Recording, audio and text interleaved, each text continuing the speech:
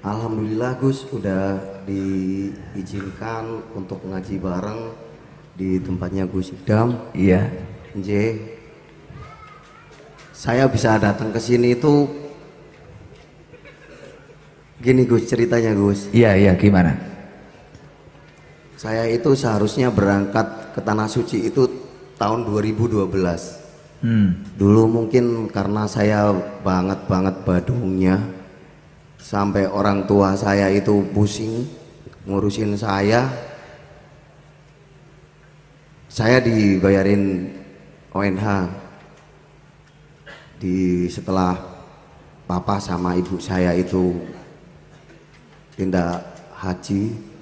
Saya pulang katanya biar tobat, biar mandek nakalnya lah. Di tahun 2012 itu saya belum mau berangkat. Tahun 2011 nya itu saya udah waktunya. Iya. Terus saya enggak mau berangkat. Saya sampai dimarah-marahin sama ibu almarhum. Papa saya meninggal di sana, ibu kondur sendiri. Almarhumah ibu marah-marah sampai setengah tahun Gus lebih. Masya Allah. Jengkel ke saya. Saya tetap bilang, Bu, saya belum siap ke Tanah Suci. Saya kelakuan tiap hari aja udah belum benar sama sekali. Tiap hari mabuk Gus. Iya. Nggih. Itu masih ngapunten, masih belum nikah. Udah nikah. Udah nikah, nggih. Tiap hari udah mabuk. gede Gus. Oh. Terus saya bilang sama kakak saya yang pertama itu perempuan, Mbak, aku mau berangkat ke Tanah Suci nanti aja lah, belum siap, bilangin ke ibu. Terus Mbak pelan-pelan bilang ke ibu. Terus akhirnya saya ke Kemenak kan, ya udah mau berangkat berapa tahun kemudian. Nggak, saya mau berangkatnya bareng sama kakak saya yang perempuan. Kalau saya berangkat sendiri saya takut, saya nggak berani. Karena dengar cerita itu kalau di rumah di sini itu kita kelakuannya kayak gimana, di sana bakal dibalas. Itu terus terang bikin takut. Nggih. Kemudian saya ditanya mundur, dah pokoknya kakak saya sekarang belum bayar ONH, nanti kakak saya bayar, saya berangkatnya minta bareng. Akhirnya saya bisa berangkat tahun ini. Saya sebulan sebelum berangkat itu takut lagi Gus, takut, benar-benar takut. Saya hampir gak berangkat lagi.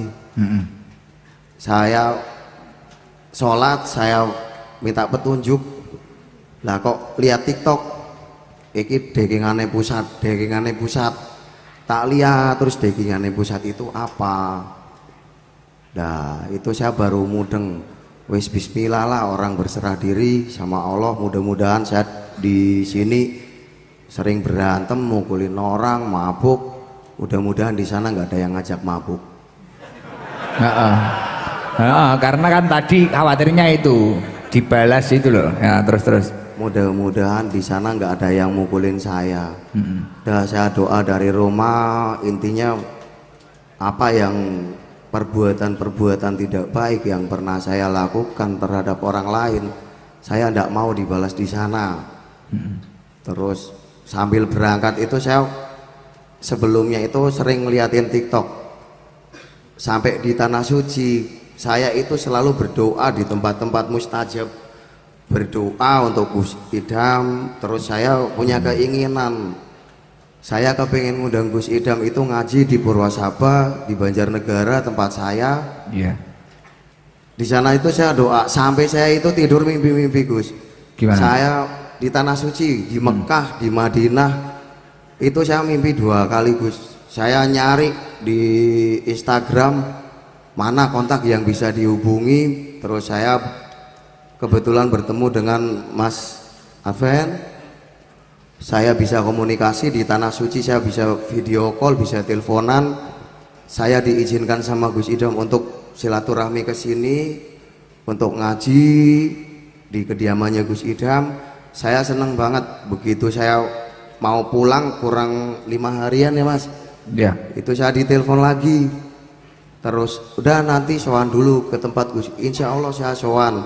Kebetulan ini kan bulan Muharram, kemarin ada panitia pengajian, saya suruh nyari-nyari kiai belum dapat, ya wis lah. Saya niat banget ke sini. Kebetulan saya ajak pas beliau ada acara, Gus. Jadi saya berangkat ke sini berempat sama Ustadz Latif, sama Pak Camat, sama Ferry saudara saya yang nyetirin. Sampai ke sini alhamdulillah selamat. Terus saya cuma minta doa Gus sama Gus Idham. Intinya mudah-mudahan taubat saya itu diterima Allah Subhanahu wa taala, Gus. Amin. Amin.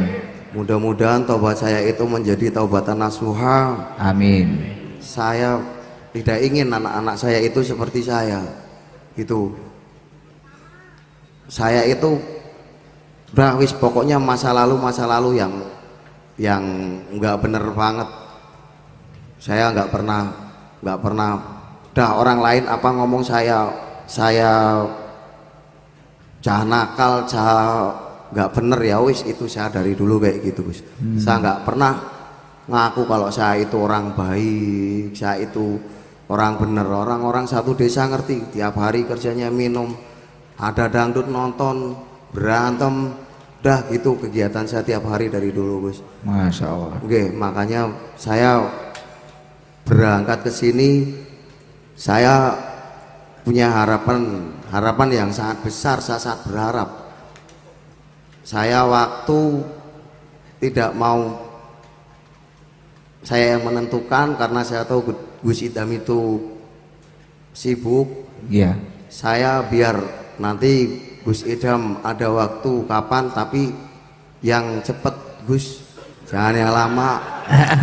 Iya, syukur di bulan Muharram, masih di bulan Suro, kalau enggak ya waktu-waktu dekat tanggal saya terus siang apa malam, monggo terserah Gus Idham. Saya kepengen ngundang Gus Idham datang ke Purwasaba, jamaah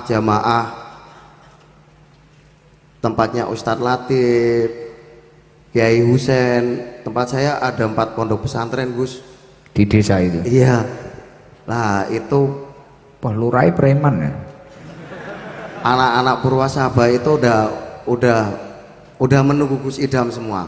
Bahkan tetangga-tetangga desa itu udah menunggu. Saya berangkat sini tadi, kebetulan di sini sinyal susah. Saya lihat HP udah yang WA udah ada ratusan, udah sampai belum. Kapan Gus Idham bisa datang? Saya aja belum ngomong. Ampun Purwasaba. Karena gini Pak Lurah, saya juga pusing ini hari-hari. Jadwal saya itu sudah penuh sampai Februari 2025. Bahkan gara-gara saya di Jakarta ini dipanggil pusat itu, tanggal 1 sama tanggal 2 ini ngorbankan Galek, yang tanggal 2 Dirmojayan. Jadi apa itu, yang pertama tanggal 1 itu di Galek, yang kedua di Ringin Anom Blitar. Jadi malah nggak sido, nggak jadi itu gara-gara ke Jakarta itu. Ya tapi lain waktu insya Allah saya usahakan nanti. Amin, amin. Hubungi Mas Adven aja nanti. Kita bawa sak cah-cah niki pisan. Gowo. Tapi jenengan kok jadi lurah sudah lama tuh? 4 tahun, Gus. Lah kok lah nemu akal kok ya jadi lurah pripun iki? Lah itu Gus, saya berangkat haji juga yang bikin saya berani. Saya ngelihat video-videonya Gus Idham di TikTok.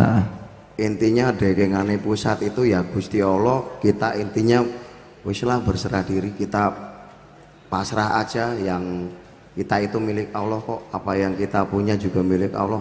Saya takut jadi berani. Terus saya mikir, waduh saya di sana nanti jangan-jangan dipukulin orang. Itu terus terang bikin saya takut, Gus. Tapi alhamdulillah saya niat berangkat, udah lihat video-video, wis lah berangkat. Alhamdulillah di tanah suci itu tidak pernah saya disakiti orang, malah banyak justru orang menolong saya. Dari sopir taksi nganter-nganter orang-orang Indonesia yang di sana itu nganter saya selama 40 hari, Gus. Lah intinya saya baru percaya kalau semua perbuatan kita di dunia ini yang pernah kita lakukan, apalagi yang hal-hal baik, itu di sana nanti baru kerasa, kita baru bisa bersyukur, baru punya rasa syukur yang dalam dari hati itu setelah di sana, di tanah suci. Karena di sana tidak ada sanak saudara, tidak ada orang-orang dekat, bahkan orang lain semua, orang jauh-jauh ada yang nolong kita. Itu di sini saya sampai geregel-geregel sampai kayak nangis gitu loh. Ya. Ini Nah, baru berapa hari berarti? Pulangnya Ha. kemarin sampai sini hari Jumat, Jumat malam. Alhamdulillah, ya Allah. Terima kasih sudah mau hadir di sini. Tapi ya itu tadi saya belum bisa ngasih jadwal.